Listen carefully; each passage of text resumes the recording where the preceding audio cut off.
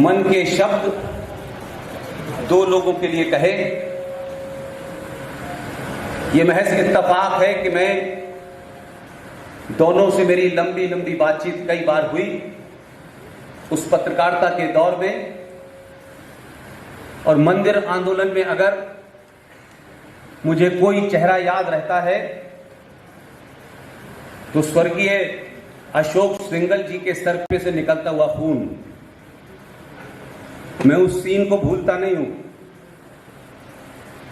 और अलीगढ़ के पास एक तहसील है अतरौली, और उस अतरौली में एक छोटा सा गांव है मढ़ोली। कई बार उनके घर गया मैं। अभी चंद रोज पहले उनका स्वर्गवास हुआ, श्रीमान कल्याण जी का। ये दोनों लोग, मुझे लगता था कि अगर सनातनी हिंदू समाज हर साल दो भी ऐसे पैदा कर दे तो दुनिया की कोई ताकत आपको हिला नहीं सकती।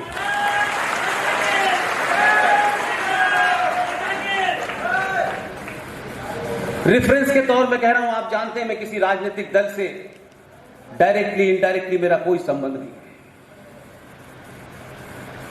दल बनते हैं, बिगड़ते हैं, उनके नाम बदल जाते हैं, नए चेहरे आ जाते हैं, पार्टियां भी बनती हैं, बिगड़ती हैं, उनके भी नाम दूसरे हो जाते हैं। मैं आज जहां आपके बीच में जिन कारणों से थोड़ा बहुत चर्चित हूं, वो मेरा बड़ा कॉन्शियस डिसीजन था। और जिस दिन तय किया कि क्या वजह है कि हजारों हजारों साल पुरानी ये सनातन संस्कृति के मानने वालों को लोग उनको गुलामों के गुलाम डरा रहे हैं,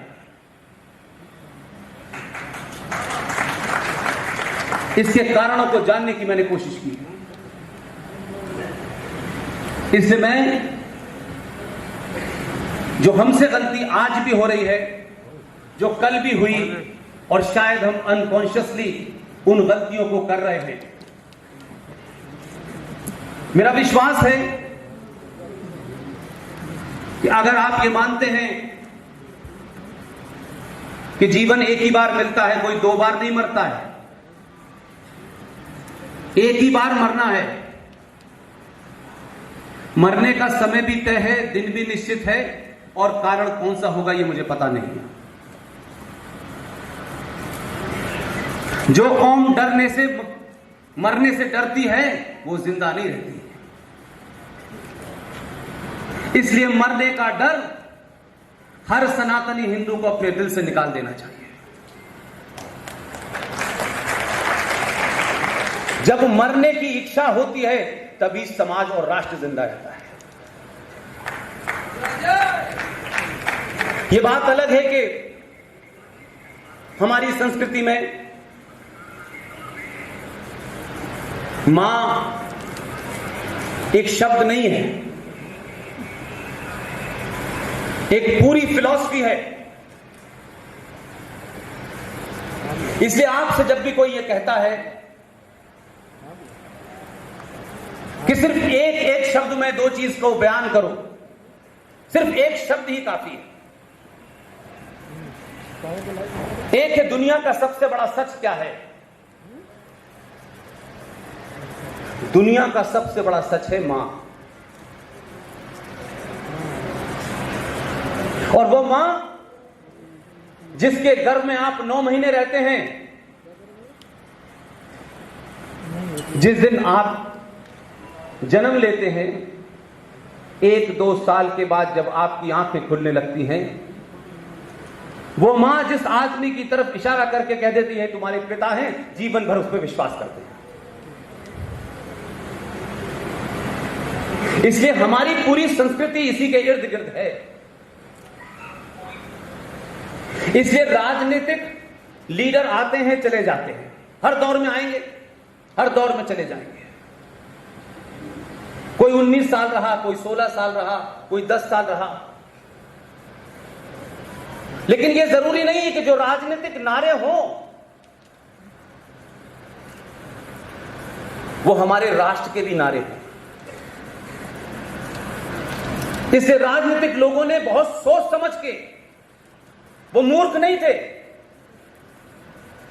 आपको अपने होने का बोध न हो, आपको अपने पूर्वजों का बोध न हो, आपके अंदर पुरुषार्थ न जगे, इसका खूब बेहतरीन इंतजाम किया गया। और उसका असर क्या हुआ कि आप जब आजाद हुए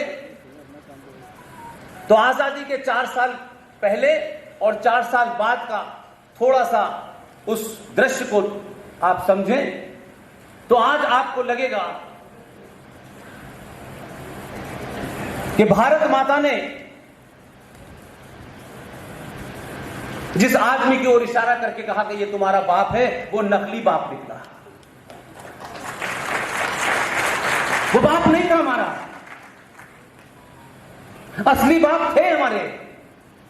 लेकिन सत्ता पे काबिज होने वाले लोगों ने भारत मां से कहा कि तुम कहो कि चाचा नेहरू और गांधी तुम्हारे बाप और चाचा हैं।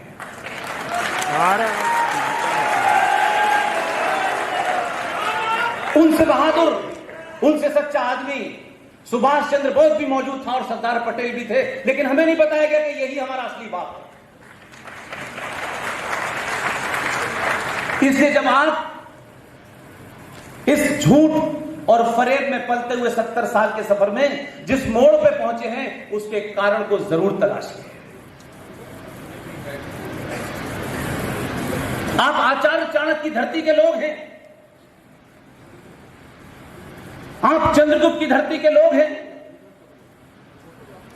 लेकिन जब वर्तमान की बात होगी तो ऐसा नहीं हो सकता कि वर्तमान की बात करते वक्त उन कारणों को न तलाशे कि आज जो हमारी स्थिति है उसके कारण क्या हैं।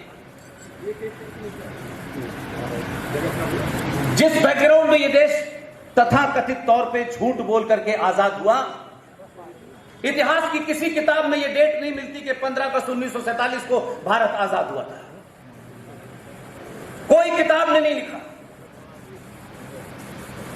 सब जानते हैं कि आप किताब उन लोगों की पढ़ें जिन्होंने इस देश को आजादी दी। उन्होंने भी कहा कि हमने जून 1948 की डेट तय की थी, लेकिन कुछ लोगों को जल्दी थी। इसलिए यह दुनिया का पहला ऐसा देश है कि हम आज तक ये कहते हैं कि हमें आजादी मिली और आजादी ली के अंदर आपका चरित्र बदल जाता है।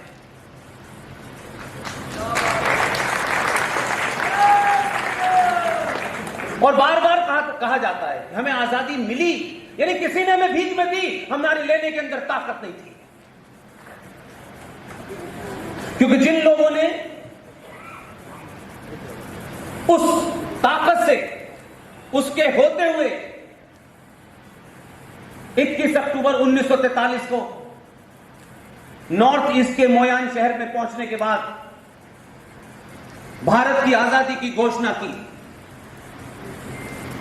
बैंक भी चलाया, करेंसी भी चलाई, और दुनिया के 9 राष्ट्रों ने, जिसमें उस वक्त यूएसएसआर, जिसे आज आप सोवियत यूनियन या रूस कहते हैं, उसने आपको मान्यता दी। मुझे याद है ये जो आजकल आप टेलीविजन पे कुछ लोगों को गर्दन काटते हुए नजर देख रहे हैं, आपके पड़ोस के मुल्क से लोग भाग के आ रहे हैं। 20-22 साल पहले ऐसे ही एक सत्ता बनी थी, लोगों को मार करके, लूट करके। दुनिया के 2 देशों ने उसे मान्यता दी, लेकिन सबने मान लिया कि भाई 2 ने मान्यता दे दी तो मान लिया। लेकिन दुनिया के 9 राष्ट्रों ने आपको, सुभाष चंद्र बोस ने जब यह घोषणा की 21 अक्टूबर 1943 को कि भारत की आजादी की घोषणा मैं करता हूं, इसकी करेंसी भी जारी की, बैंक भी जारी किया और दुनिया भर के काम किए, लेकिन सत्ता के दलालों ने 1943 से 47 आते आते सुभाष चंद्र बोस को ही गायब कर दिया। आज कुछ भी छुपा नहीं है। आप सब लोगों के हाथ में संचार क्रांति का सबसे छोटा सा एक इंस्ट्रूमेंट है। आप सब लोग जो भी मेरी बात सुन रहे हैं, गूगल पे जाइए, 3 जनवरी 1948 का ऑल इंडिया रेडियो के पास जो सरदार पटेल का भाषण है जो उन्होंने कलकत्ता में दिया है, उसे सुन लीजिए, लगेगा आज की स्थिति में कोई पटेल बोल रहा है। इसलिए हम सरकार कैसे बने, सरकार ही सब कुछ करे, हमारी जिम्मेदारी सरकार है, हम इस मानसिकता से आगे बढ़ ही नहीं पाए। इसलिए 1946 में एक घटना है जिसके बारे में लोग अक्सर ये पूछते हैं कि इस घटना का जिक्र तो किया जाता है लेकिन इसका कोई रेफरेंस नहीं मिलता। मैं इसलिए आपके सामने वो रेफरेंस भी रखूंगा, तथ्य भी रखूंगा कि 1946 के अंदर मौलाना आजाद कांग्रेस पार्टी के अध्यक्ष थे और उस वक्त जो असेंबलीज थी उन लोगों ने कांग्रेस पार्टी के अध्यक्ष के लिए गुप्त नाम भेजे और यह तय हुआ कि जो नाम उन्होंने भेजे हैं वो इलेक्शन माना जाएगा और क्योंकि कांग्रेस पार्टी का अध्यक्ष जो होगा वही प्रधानमंत्री बनेगा। ऐसा नहीं है कि हमारे पास चीजें नहीं है, हमने ढूंढने की कोशिश नहीं की और जो दूसरे लोग थे उन्होंने छुपाने की पूरी कोशिश की। इसलिए मैंने अपनी जन्मभूमि का जिक्र किया। ट्रेनिंग सही जगह हो जाए तो फिर कोई संकट नहीं रहता। जेपी कृपलानी की किताब है महात्मा गांधी के ऊपर और किताब ही नहीं लिखी उन्होंने, जेपी कृपलानी उस वक्त उसमें मौजूद थे और कार्यवाहक अध्यक्ष थे। पूरी घटना लिखी है कि प्रोविंशियल असेंबलीज ने किस तरीके से कांग्रेस पार्टी के अध्यक्ष बनाने के लिए जो अपने वोट दिए थे उस पूरी प्रोसीडिंग को वो प्रिसाइड कर रहे थे। पेज नंबर 138 पर लिखा हुआ है, जेपी कृपलानी लिख रहे हैं कि जब वो वोट खुले तो पता चला गुलाब के फूल वालों को एक भी वोट नहीं मिला है। अभी बताएंगे। और गांधी जी के माथे पे बल पड़ गए। ये मैं नहीं कह रहा, जेपी कृपलानी कह रहे हैं। जेपी कृपलानी आरएसएस की हिंदू परिषद के सदस्य नहीं थे तो उन पे आरोप लगा दो कि ये तो मनगढ़ंत कह रहे हैं। उसके बाद में गांधी ने नेहरू से कहा कि नेहरू तुम्हें एक भी वोट नहीं मिला है। तो एक स्वाभाविक है कि आपको भी ये पता चले तो थोड़ा चेहरे पे कोई अफसोस हो, लेकिन उन्हें अफसोस तो था ही नहीं। तो गांधी जी ने कागज लिखा, जेपी कृपलानी से कहा कि सरदार पटेल से कहो कि विड्रॉ कर ले। सरदार पटेल उनके लेफ्ट हैंड पे बैठे हुए थे। सरदार पटेल ने पर्ची देखी, उनके चेहरे पे एक गुस्सा था और पर्ची वापस कर दी।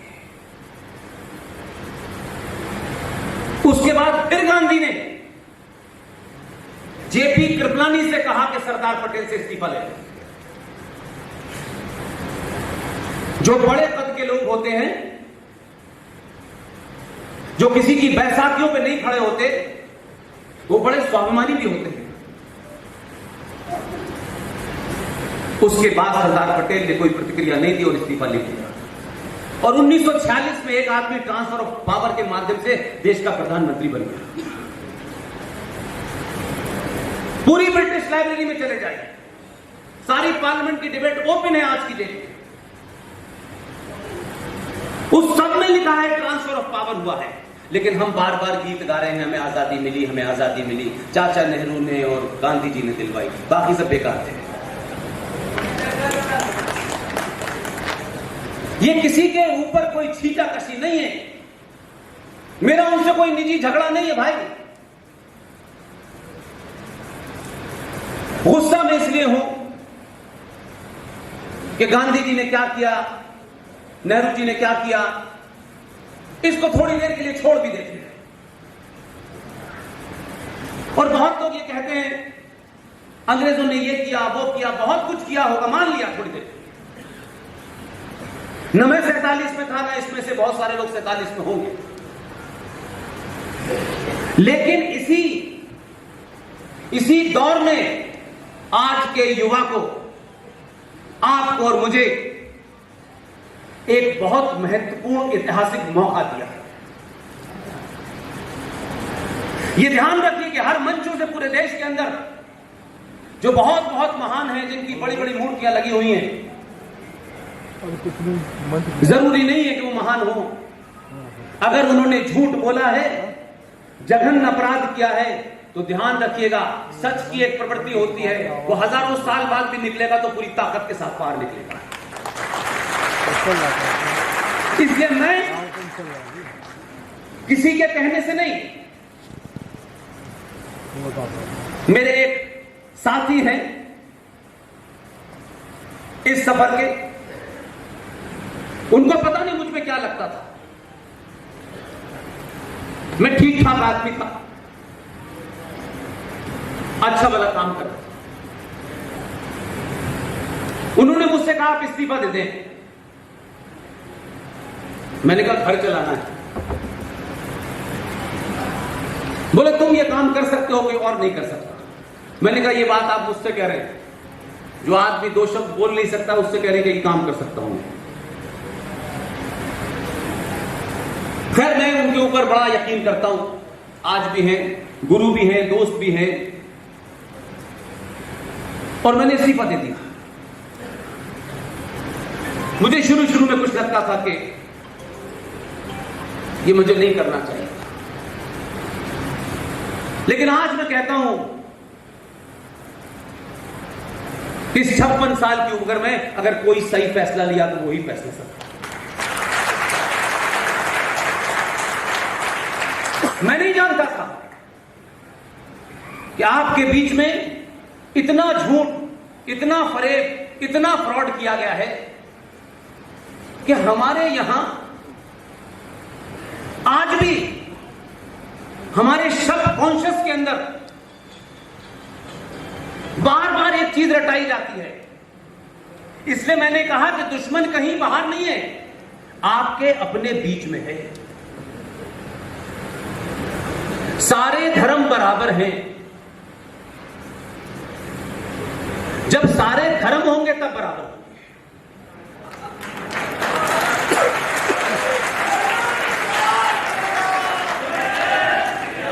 इसलिए गधे घोड़ों की तुलना न करें। और ये बात जिनको बतानी चाहिए थी उन्होंने या तो जानबूझ के नहीं बताई या वो जानते नहीं।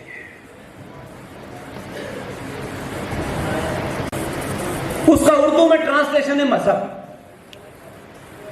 लेकिन हमारे नेताओं ने, बुद्धिजीवियों ने, विश्वविद्यालय में अध्यापकों ने बताया कि रिलीजन का हिंदी में ट्रांसलेशन धर्म होगा, क्योंकि ज्यादातर उस समय लोग सरकार की चाटुकारिता में लिप्त थे। उनको अपना स्वार्थ इंपॉर्टेंट था, राष्ट्र का स्वार्थ इंपॉर्टेंट नहीं था उनको। जितने भी मजहब हैं, हर मजहब की कोई पैदा होने की डेट है, हर मजहब का कोई प्रॉफिट है, कोई पैगंबर है, उसके भी पैदा होने की डेट है। सनातन के पैदा होने की ना कोई डेट है, ना कोई किताब है, ना कोई पैगंबर है। जब से ये सृष्टि है, अनंत अनंत काल से, और जब तक ये रहेगी, एक ही धर्म था, एक ही है, एक ही रहेगा, जिसका नाम सनातन है। सर थोड़ा सा लगा। और ये भी प्रकृति का नियम है। वो कितना भी बड़ा राजा हो, कितना भी गरीब आदमी हो, ये भी सच है कि जो पैदा हुआ है वो मरेगा। इसलिए एक साहब आए थे, मुझे एक बड़ा सा मूर्ति दी गई है। महाराणा प्रताप इस देश में ग्रेट नहीं है, एक 2 कौड़ी का अकबर ग्रेट है। और अकबर ने भी एक मजहब शुरू किया था, दीन इलाही। पता है कहां मिलता है?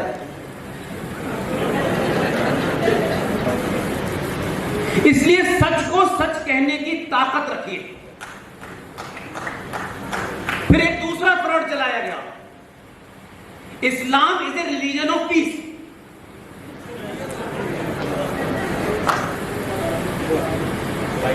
और बात की बात छोड़ दीजिए,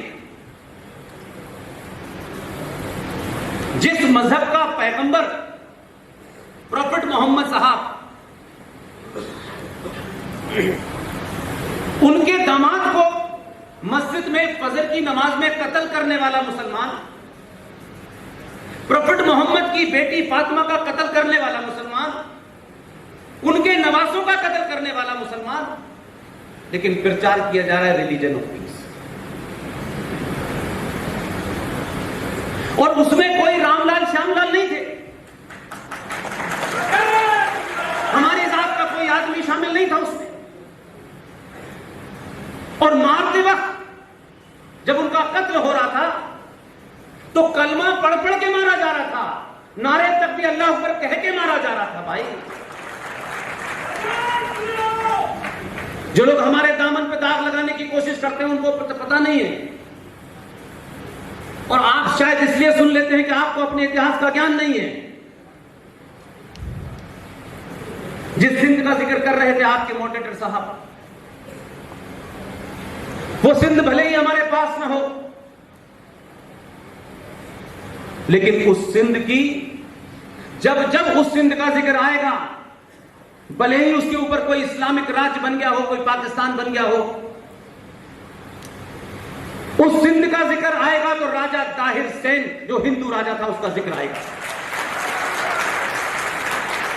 आपको नहीं बताया गया, इसलिए मैं आपको सिर्फ बीच में छोटी छोटी बात बताता हूं ताकि आपको अपने पूर्वजों का एहसास हो कि आप कौन थे।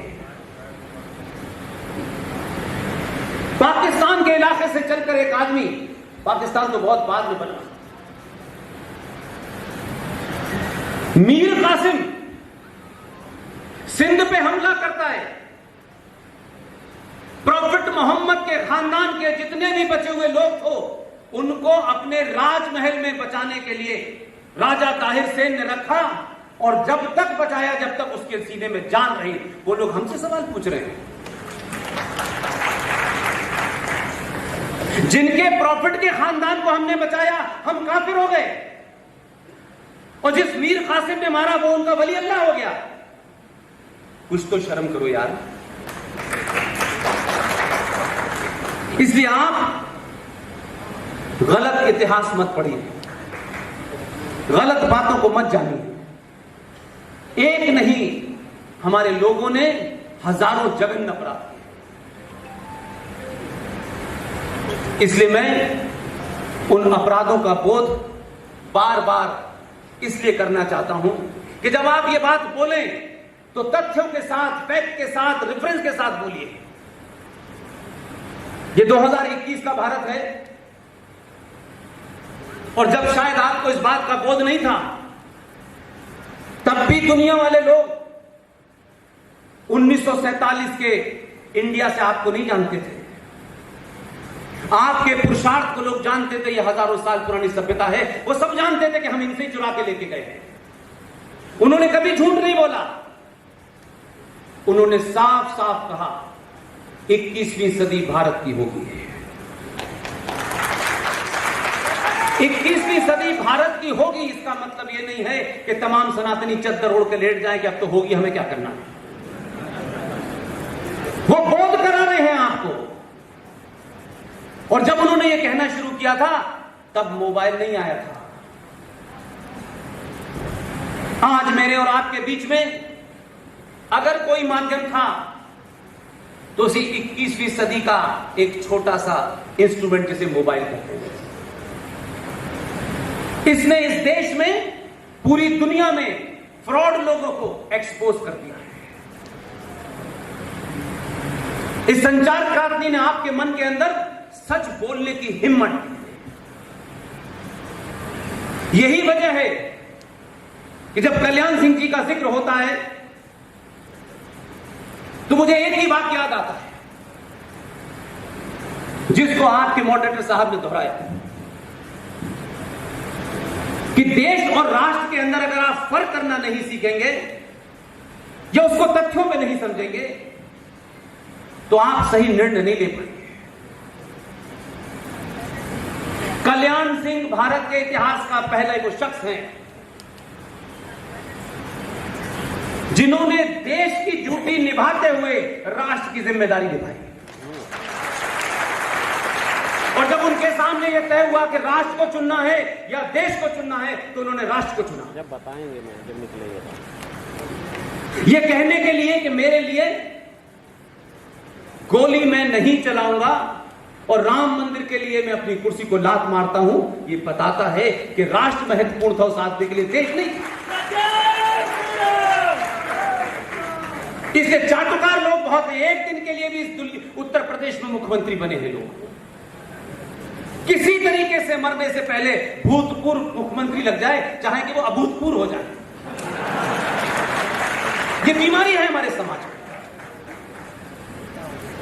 मुझे खुशी है कि इसी प्रदेश का एक मुख्यमंत्री जो वर्तमान में लखनऊ में है,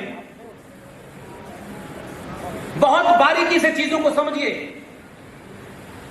सत्ता पर बैठने वाले लोग संविधान की शपथ लेते हैं, यहां तो सरकारी नौकरी जरा सी मिल जाए किसी को तो इतने अपोलोजिस्टिक हो जाते हैं कि घर में बीवी से भी सच नहीं बोलते। नहीं, मैं सरकारी कर्मचारी हूं, ये नहीं कर सकता। सरकार राष्ट्र से है, राष्ट्र सरकार से राष्ट्र नहीं है। इसलिए जब इस मुख्यमंत्री ने शपथ ली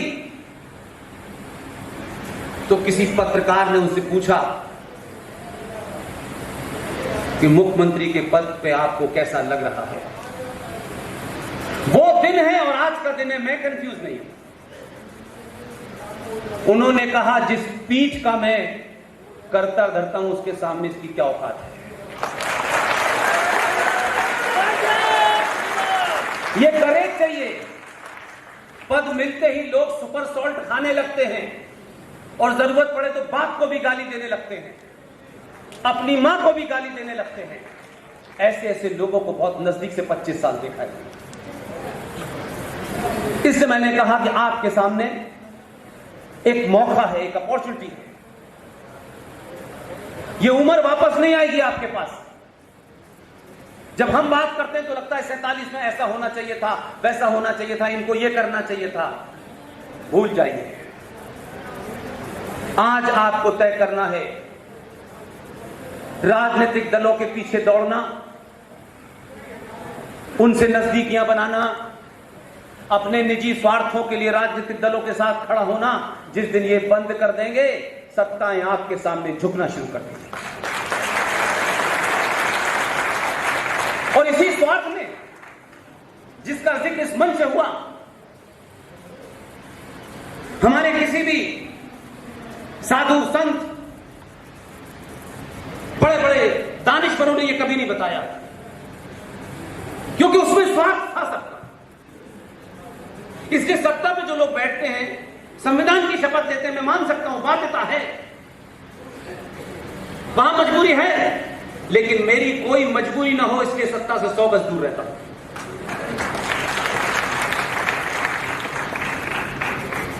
लिहाजा जब भी कोई बात होगी, देश असुरक्षित है, देश खतरे में है, ये देश खतरे में नहीं है, एक सेकंड के लिए भी नहीं। देश क्या समझते हैं आप? देश एक जमीन के टुकड़े को कहते हैं, एक टेरिटरी को कहते हैं, जिसे आप कहते हैं काराकोरम से कन्याकुमारी तक, गुजरात से लेकर के आसाम तक, ये बाउंड्री है, इसकी रक्षा के लिए सेना रखी गई है।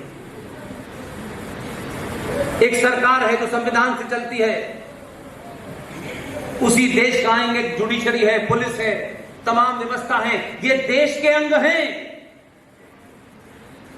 देश कई बार टूट चुका है, लेकिन राष्ट्र नहीं टूटा है।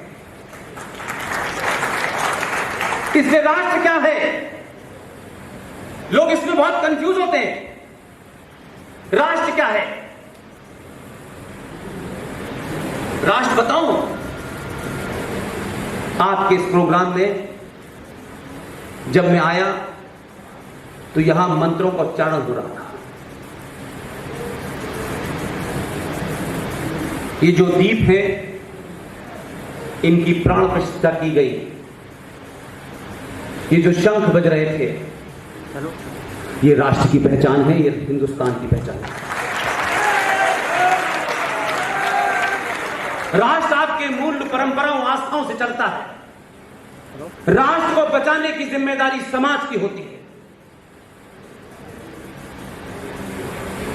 देश को बचाने की जिम्मेदारी आर्मी की होती है, और देश में व्यवस्था कैसे चले, इसकी जिम्मेदारी इन भाइयों की है। ये किसी मैंडेट के तहत काम करते हैं, लेकिन समाज जब कायर और डरपोक और लालची हो जाता है, तो स्टेट यानी देश कैसे आपकी मान्यताओं और परंपराओं के अंदर इंक्रोचमेंट करती है। इसलिए हम दुनिया के वो बदनसीब 100 करोड़ हिंदू हैं, कोई देश मुझे नहीं मिलता, और आप में से किसी को मिल जाए तो मुझे जरूर बताइए। हम 100 करोड़ हैं, ये गिनती है इसलिए बता रहा हूं, किसी को डराने के लिए नहीं बता रहा। आप 100 करोड़ होने के बावजूद भी, बहुसंख्यक समाज होने के बावजूद भी, इस देश की अच्छी बुरी 50 खामियों के साथ यह संविधान हो सकता है। इन्होंने नौकरी ज्वाइन की होगी 10 साल पहले आजाद भारत में, इन पुलिस वालों ने। इन बेचारों को नहीं पता है कि 1860 के कानून से इनको गवर्न किया जा रहा है। इनकी मजबूरी देखिए, कोई धर्म और मजहब परिवर्तन करते हुए कोई पकड़ में आ गया, ये पकड़ लाते हैं दबाव में, कुछ समाज का दबाव, कुछ जो उत्तेजना तक स्थिति हो जाती है, उसके कारण बेचारे ये पकड़ के लाते हैं। लेकिन जब ये ढूंढते हैं कि आईपीसी में कौन सी धारा में गिरफ्तार करूं, तो इनके पास धारा नहीं है, क्योंकि ये जिस एक्ट से गवर्न हो रहे हैं वो 1860 का एक्ट आज भी लागू है। हम कहते हैं हम आजाद हैं। एविडेंस एक्ट 1861 है। भारत में कोविड आया है, कोविड कोविड कोविड, पूरा देश चिल्ला रहा है। इस भारत में मलेरिया आया, डेंगू आया, टीबी आई, यानी कौन कौन सी बीमारियां आई।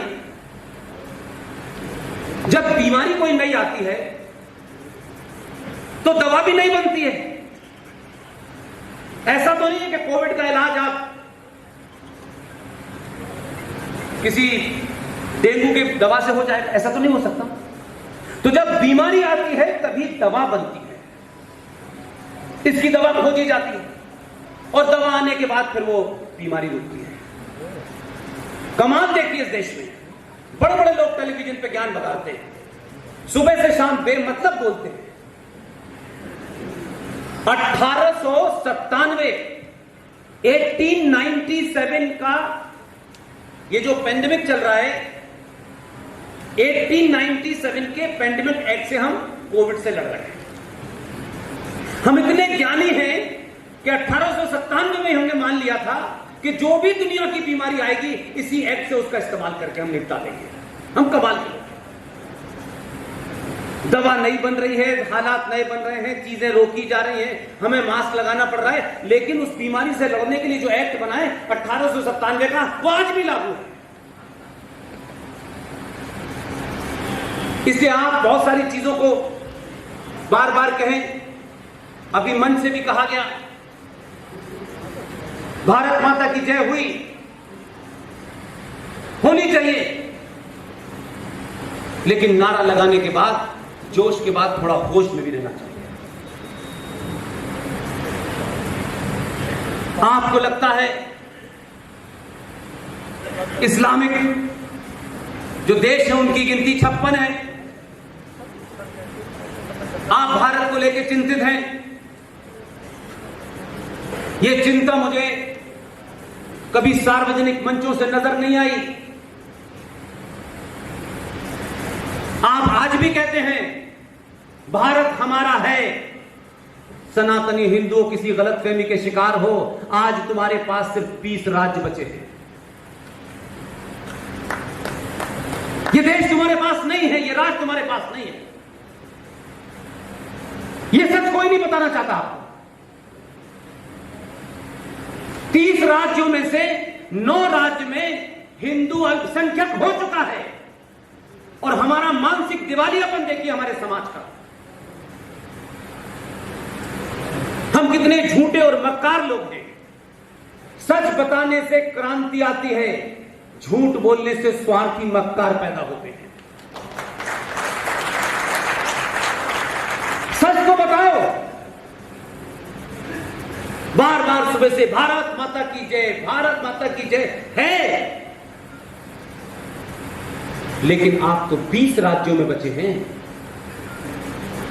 एक राज्य की उदाहरण देता हूं जो तत्काल घटना है ताकि आपकी समझ में आए।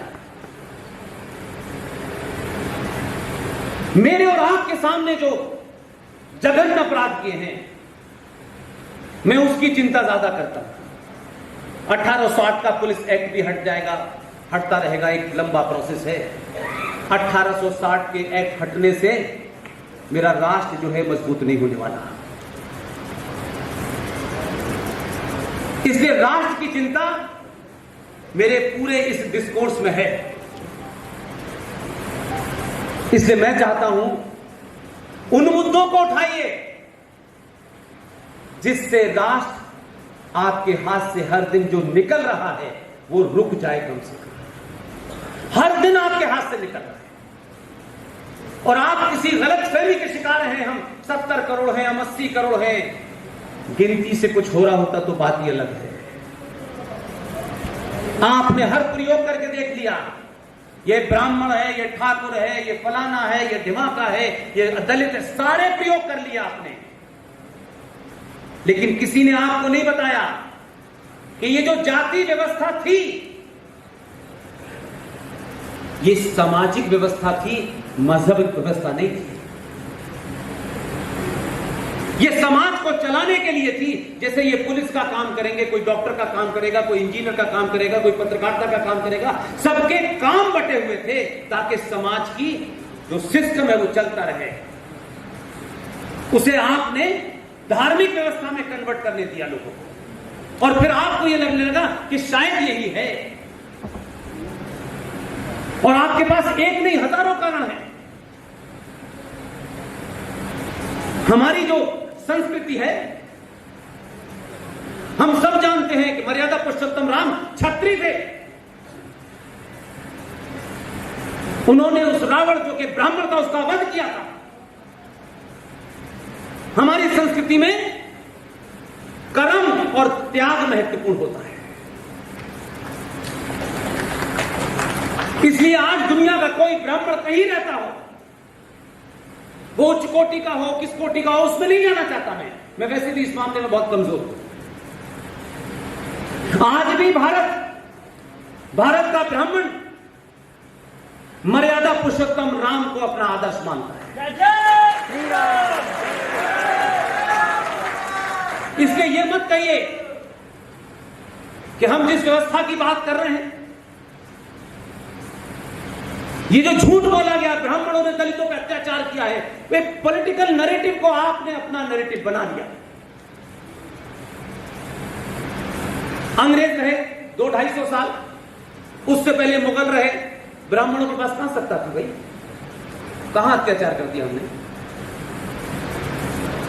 और अगर हम अत्याचारी थे आज की डेट में ओबीसी और दलितों की बात अगर की जाए, हम इतने ही बुरे थे और ब्राह्मण को इतनी ही नफरत थी दलित से, तो वाल्मीकि रामायण हर के घर में रखी हुई है,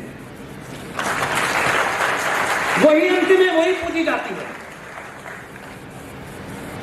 इसलिए यह नहीं कह सकते कि जिन नरेटिव्स को आपने सुन लिया है, आप उन्हीं नरेटिव को चला रहे हैं। इसलिए जो काम जिसका था वो नहीं किया ईमानदारी से, और बिचौलिए बीच में आ गए। उस कारण आज तक आपने 70 सालों में अपने सीने पे हाथ रखिए,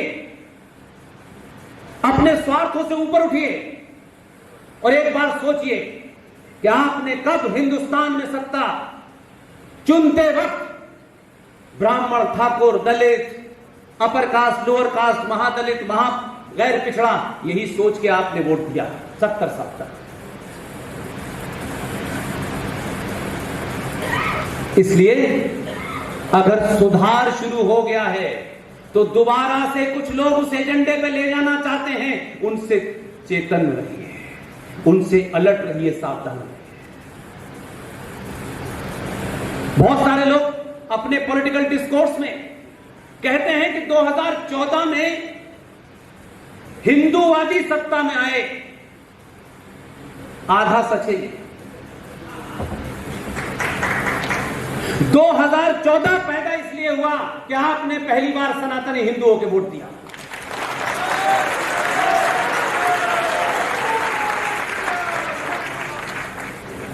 लोगों ने कहा कि शायद ऐसा हो सकता है,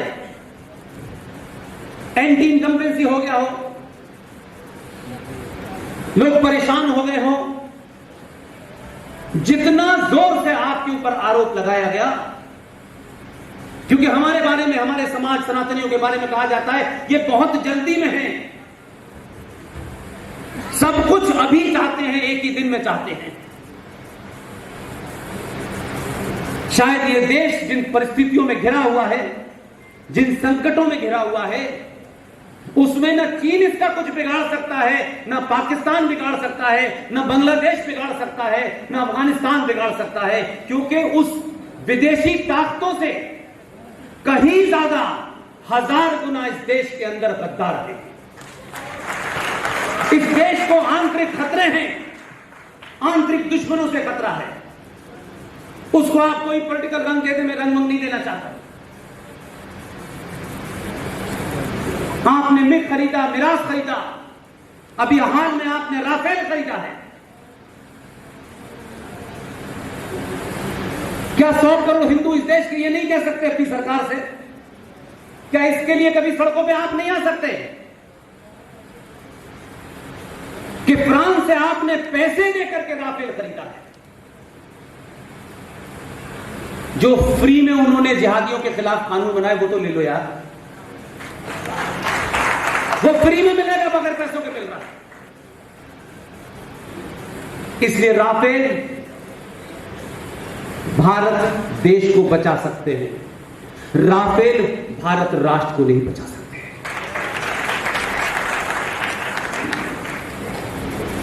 बहुत बातों में संविधान का जिक्र किया जाता है। हम पे आरोप लगते हैं कि जैसी कोई सरकार आती है जिसको राइट विंगर कहा जाता है, राष्ट्रवादी कहा जाता है, सेकुलर के खिलाफ लड़ने वाले कहा जाता है, आरएसएस के पिट्ठुओं की सरकार आ गई है, विश्व हिंदू, ये तमाम नैरेटिव किए गए, आप फौरन अपने आप को अपोलोजिस्टिक महसूस करने लगते हैं। आपको ये कुंठा क्यों होने लगती है? हाँ, हम हैं राष्ट्रवादी, राष्ट्रवादियों की सरकार आई है, हिंदुओं की सरकार आई है, तकलीफ किसे है? हमने संविधान नहीं बदला था। जब भी ये सरकार में आते हैं, ये देखिए गॉडसे के लोग आ गए, अब ये संविधान बदल देंगे, ये ब्राह्मणवादी लोग आ गए, ये संविधान बदल देंगे। ये सुनने में बड़ा अच्छा लगता है। जवाब देने की क्षमता रखिए। भीमराव बाबा साहब अंबेडकर का संविधान 1950 में लागू हुआ, तब भी ये कहीं दूर दूर तक नहीं थे। मात्र 24 साल में आपको याद दिलाना पड़ेगा, एक एक को याद दिलाना पड़ेगा। सड़कों चौराहों पे ये युद्ध हथियारों से नहीं लड़ा जा रहा, ये नैरेटिव का युद्ध है। इसलिए आप याद रखें, सवाल पूछें कि 1950 में बाबा साहब अंबेडकर ने जो संविधान बनाया था उसमें ऐसी क्या प्रॉब्लम हो गई थी 24 साल में कि आपने रात के अंधेरे में 1976 में उसमें एक शब्द घुसेड़ा, सेकुलरिज्म और सोशलिज्म। आपने तो बाबा साहब के संविधान को यह साबित किया कि यह सेकुलर नहीं है। 1976 में आपने उसको एक पट्टी लगा करके कहा कि अब यह सेकुलर हुआ है। इन्होंने नहीं बदला विचार, ये तो बदलने की बात ही नहीं कर रहे। वो जब बदलेगा बदलेगा, लेकिन मेरी आपकी जिम्मेदारी है, आप पूछिए ना, आर्टिकल 14 इंडियन कॉन्स्टिट्यूशन, भारत की संविधान की धारा 14 क्या कहती है? धारा 14 कहती है कि देश में जो भी है, जो भारत का नागरिक है, भारत का सिटीजन है, सब बराबर हैं। यही कहती है। उस वक्त ना आरएसएस थी, ना बीजेपी था, ना बजरंग दल था, कोई नहीं था जिससे डर के मार के कुछ कर दिया हो। जब आपने भारत के संविधान में धारा 14 दे दी और कह दिया कि सब बराबर हैं, और ये उस वक्त की बात है कि जिन्हें हम बराबर कह रहे थे उन्होंने 11 लाख लोगों को मार करके पाकिस्तान बनाया था और वो यहीं रह गए। लेकिन आपने क्या किया? ये सवाल सबको पूछना चाहिए। जो भी पढ़े लिखे लोग हैं, स्कूल में हैं, यूनिवर्सिटीज में हैं, डिबेट तो करें, लोगों से बातचीत तो करें भाई, कि हर आदमी संविधान से बना हुआ है, हर आदमी अपने उस दायरे में बना हुआ है कि हम बात ही नहीं करेंगे। तो जब आपने धारा 14 दे दी तो फिर धारा 30 कैसे आ गई इसके अंदर? धारा 30 क्या है? आप सोचिए कि वो जो लोग हैं जिनके बारे में आप बात करते हैं, ये इतने बड़े भस्मासुर बने कैसे? आपने बनाया है, हमारी चुप्पी ने बनाया है, हमारे मक्कार लीडर्स ने बनाया है। ये उसमें आर्गुमेंट दिया गया, एक तो वो जो मक्का में पैदा हुए थे, निहायती मक्कार, नंबर 1 का जाहिल, ना स्कूल में गया, ना कॉलेज में गया, ना विश्वविद्यालय में गया, लेकिन इस देश के एक विजनरी प्रधानमंत्री को, जिसके पास डॉक्टर राधाकृष्णन जैसा आदमी हो, जिसके पास डॉक्टर राजेंद्र प्रसाद जैसा आदमी हो, आजाद भारत में यह कलंक हम सबके माथे पे है। आजाद भारत का पहला शिक्षा मंत्री मक्का में पैदा हुआ 1888 में। 1902 में उनके वालिद साहब उन्हें बंगाल लेके आ गए। 1906 में मुस्लिम लीग बनी, कहीं नहीं गया सिवाय मदरसे के। वहां पे वैसे भी पढ़ने का तरीका हिल हिल के पढ़ते, जिससे कोई चीज रुकती नहीं है। 98 तक जब तक उनको मरहूम नहीं हुए तब तक बने रहे। पूछा नहीं किसी ने कि भाई ये तो बताओ यार, कुछ तो पढ़े लिखे हो, आजाद भारत के शिक्षा मंत्री बन रहे हो, या तो अकाल पड़ गया हो भारत में पढ़े लिखे लोगों का? ऐसा तो नहीं था। ताज्जुब यह है, वहां से लेके अब तक वो 14 में फुल स्टॉप लगा है। 6 मुसलमान भारत के शिक्षा मंत्री रहे, कुल मिला के 70-72 सालों में 30 साल। लेकिन फिर भी कहते हैं कि मुसलमान शिक्षा में बहुत पीछे हैं। शिक्षा में पीछे नहीं है। ये जहालत की टोपी जब तक नहीं उतरेगी, एंटीना ठीक नहीं होगा।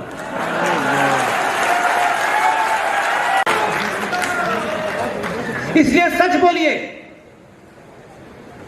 सच का सामना कीजिए। और आप तो इतनी जल्दी में हैं, 1000 में से 700 ईमेल ऐसे आते हैं, मोदी तालिबानों पे हमला क्यों नहीं कर रहे हैं? मैंने कहा ज्यादा खाना खा लिया क्या? अब आप सोचिए, हम इतनी जल्दी में हैं कि पूरी दुनिया की समझ में नहीं आ रहा है, लेकिन हमारे हमारे यहाँ जो बेचारा ईमेल हमको करता है, वो कहता है आप मोदी से बात करिए, जैसे मोदी मुझसे बात करने के लिए बैठा बेचारा।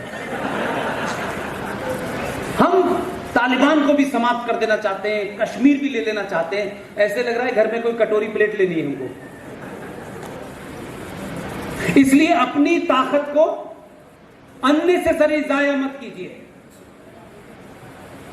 आपने कम से कम 700-800 सालों के बाद आपने अपने होने का एहसास किया है।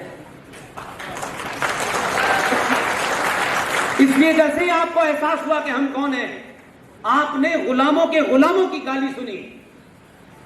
आपके ऊपर तो गुलाम वंश भी यहां राज करके चला गया। और कुछ भी नया नैरेटिव नहीं देना है। यह अगस्त का महीना अभी खत्म नहीं हुआ। 21 तारीख की डेट मुझे याद है, 1921। मुझे पता नहीं आप में से कितने लोगों को याद हो कि नहीं होगी। टर्की के अंदर एक मूवमेंट चल रहा था, उसका नाम था खिलाफत मूवमेंट। अब आज तक मेरे दौर में मैं देखता हूं कि सनातनियों की पीढ़ी कंफ्यूज है। वो खलीफत था। खिलाफत खलीफा से निकलता है, और खलीफा जो है वो सीधे प्रॉफिट का नॉमिनी होता है, अल्लाह का नॉमिनी होता है। टर्की में यह चल रहा था। हमारे देश में एक मूर्ख राजा, जिनको कुछ पता नहीं था, 2 मक्कार मुसलमान, वो आए और गांधी जी को समझा दिया। गांधी जी की कुछ समझ में आता था नहीं।